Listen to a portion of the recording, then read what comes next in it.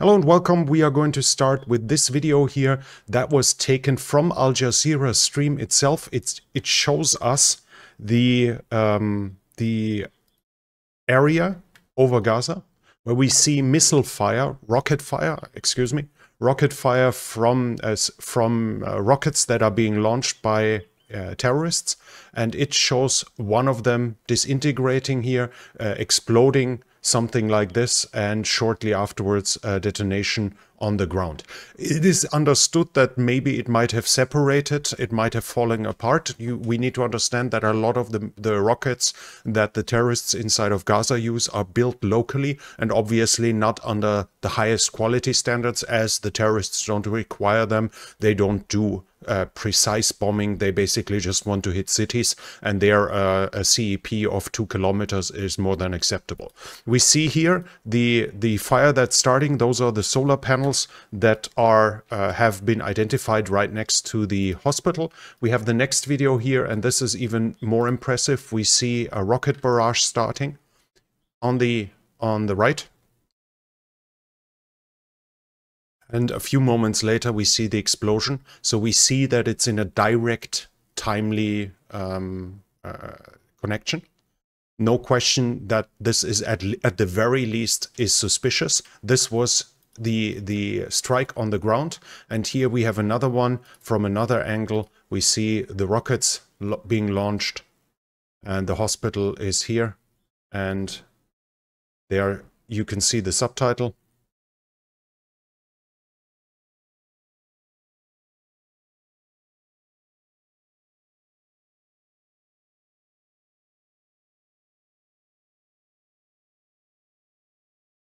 Let's just move forward here. But you see the missiles being fired, and a moment later you see the strike here. Now, of course, some of these videos appeared yesterday, but now we have pictures, we have additional pictures. This is what the Israelis showed. This is the hospital.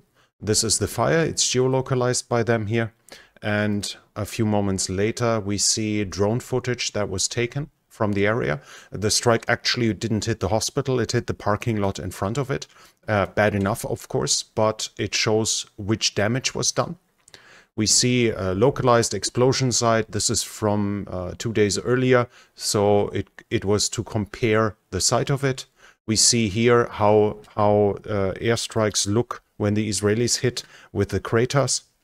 And this was what they showed yesterday. But now we have pictures from the ground, and this is it. As you can see here, we see the picture of the strike. We see 2-3 cars with structural damage. The rest is fire damage. That explains the big fire. Cars burn really well, especially if they are fueled up. But you also see that what is on the roof of those cars hasn't even been moved. We see the windshield here.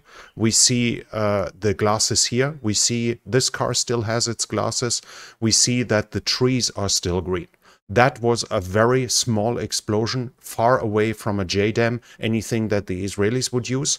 This is a clear sign that the damage was done not by an Israeli bomb. We see also some roof tiles missing here. This is the overall damage that was done by the strike. As said, the solar panels, everything is geolocalized. You can check it out for yourself. If you go on Google Maps, look for the hospital and look around. Now, Nathan Ruza, who made a thread about it on Twitter, I'm going to link to it in the description so you can find it yourself. It's really worth reading. He compared the death numbers with historic strikes. This was one in Baghdad that killed 350. It looked like this.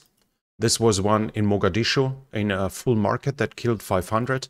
And this was another one in Mogadishu that killed 125.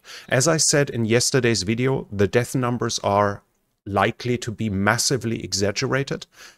Most of the media ignores that the so-called health ministry in Gaza is run by Hamas. That's a Hamas organization. Hamas has a vested interest in increasing the reported number of civilian deaths because that creates political pressure on Israel to stop its offensive. And in this context, we need to say the only chance for Hamas to win this war is to make the Israelis stop before they are crushed. That's the only realistic chance. And this is, if you look back in the history. Basically, every single time the Israelis don't get stopped by enemy's weapons, they get stopped by international pressure building up. For the Israelis, it's always about being as fast as possible in their military operations before the international pressure mounts up, and huge number of civilian casualties are the perfect way to increase that pressure. So Hamas's health ministry has a vested interest in inflating the numbers, and here we have a view from the strike on the ground. This is the crater. This is supposed to be the Israeli bomb that hit it. This is ludicrous. This is, it was cobblestone on the ground, so the crater might be a little bit smaller, but it shows how small the explosion has been in comparison to an Israeli bomb. We see some things that look like shrapnel damage in the background, so it might be a shrapnel warhead, but that shows us that the number of 500 dead is extremely likely far from reality. That doesn't mean civilians haven't died. That doesn't mean that a lot of them have died, but Nathan Ruse also shows us here a picture that shrapnel was also around, so in areas further away from the strike. The Israelis did though as themselves in their analysis. They show shrapnel here on the building. Let me just scroll forward so my camera isn't in the way. Here, shrapnel on roof this far away. So this, it seems it was a shrapnel warhead, obviously meant to harm persons on the ground. If Hamas shoots it, they don't shoot to destroy structures, they shoot to kill as many people as possible. And Nathan Ruse took the effort to simulate how many people would have to be there on the area that was struck for it to have a chance of 500 people being dead.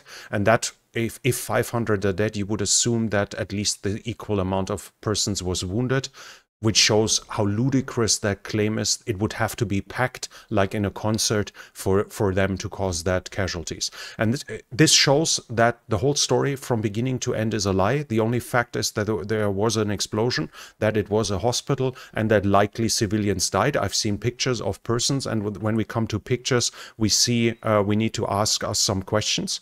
Why was there a press conference yesterday from the doctors standing in with corpses around them? Have you ever seen a press conference of medical professionals that use corpses of recently deceased victims of an attack as a prop? This is what happened yesterday, and this shows us what this whole theater, and despite the fact that a huge number of people died, we have to call it a theater, because that's what Hamas acted there. A terrorist organization created a theater yesterday to influence the world's opinion. It was successful. You've read it yesterday all over social media. You read it yesterday all over the news outlets. And the Jordanian king, for instance, cancelled a meeting with US President Biden because the US support Israel, and Israel had just slaughtered hundreds in the Gaza Strip by attacking a hospital. So we see that this is in a direct connection, and the question we have to ask ourselves: why do media take claims that are coming from a terrorist organization at face value? Why do they take them as if they were facts? Why do media claim if Hamas makes a claim, why does the media believe them? Why do they spread them around while ignoring the circumstances, while ignoring that we are talking about a terrorist organization that just claimed themselves that they didn't kill Israeli civilians on the 7th of October while live streaming their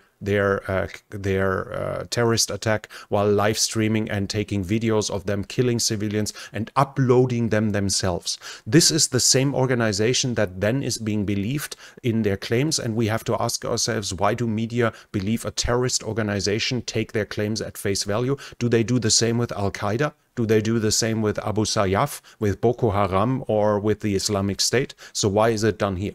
This is a question we need to ask ourselves. We also need to ask ourselves this in regard to that media that took that claim and presented it as a fact, that Israelis did it and that 500 people died. when even without deeper knowledge of the facts, it's clear, the pictures show clearly that it wasn't an Israeli strike, and it's impossible or close to impossible that 500 people would have died, because this would have led to basically 1,000 people gathering on the parking lot that would have been necessary for this. All of this is questions that we need to ask ourselves. The same thing with the doctors. Which kind of medical professionals do press conference in front of corpses that they arranged to be the props in the background, and which accounts on social media, on YouTube, on Twitter, on Facebook, on all those medias that you follow did take yesterday's event as a fact, claimed that Israel did it, without any doubt claimed that Israel killed 500 people. Ask yourself who did it, and ask yourself how trustworthy those sources are if they don't even bother to get to the fact of it. Now compare this to what I did yesterday, and I know you shouldn't praise yourself, but I'm absolutely confident that what I did yesterday was the right thing. Compare it to the video I made yesterday about the strike on the hospital, and see how you can present things without, even when you're biased.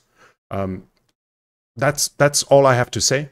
This was a theater created by Hamas in so many ways. Lies from the beginning to the end. The false side was blamed for something that was done by Islamic terrorists. This is nothing new. As I said yesterday, missiles falling short, missiles failing is a fairly regular occurrence. It's documented well around that it's happening all the time. But yesterday it didn't matter, because a lot of people wanted Israel to have bombed the hospital and didn't bother about the facts. As said, but that's how it is. Compare who you want to trust about things like this. Think about it in the future and make your own choices. And if I am the choice for that, then I obviously am looking forward to getting your subscription and you hitting the bell icon so you don't miss future videos. If you like this video, please hit the thumbs up button. It really helps with the algorithm. And I think a video like this deserves to be spread around. And leave a comment what you think about the whole theater, about the whole thing that's happening here. Again, I want to emphasize, yes, it's highly likely that a fair amount of civilians died. I've seen corpses myself, and those people don't deserve to die. I'm not claiming, I haven't read any claims that any serious claims that this was a terrorist camp. Those civilian deaths are horrifying. They shouldn't have died, but we also need to understand at the same time, we also need to understand at the same time, while the death in Gaza is horrifying, who started this war? This war wasn't started by Israel. It was started by a terrorist organization slaughtering over 1,300 people in a terrorist attack, among that a 90-year-old Holocaust survivor, among that babies, some of them beheaded, some of them burnt alive. I've myself seen pictures of people beheaded in this terrorist attack. Rape happened, over 150, numbers up to 200 have been abducted. All of this has happened, all of this has started this war, and now the information war front is highly active, and we need to be aware in certain regards. That doesn't mean Israel's a saint. It also doesn't mean that. I've documented in the past crimes that happens there. It's possible that something like this might have happened by Israel as well. In the video yesterday, I didn't say Israel can't have done it. Watch it again if you haven't watched it again, or watch it if you haven't watched it again, or watch it again and see how I say that I think it's unlikely that Israel did it, but if they did, we'll see proof, and we'll have an explanation for them. And this explanation might not justify the bombing. There is different approaches to judging it, but in my expectation, I said there is a possibility that Israel could have struck it. Regardless, decide for yourself. If you decide that this channel is worth following, I would obviously appreciate it. And this channel is only possible because of the support of viewers like you. If you like to support the channel, you can do so by the means in the description. I would guess that this video is going to be demonetized again. But yeah, if you like what I'm doing, you can show your appreciation, you know how. And that's it from me for now. Thank you for watching, and I'll be back.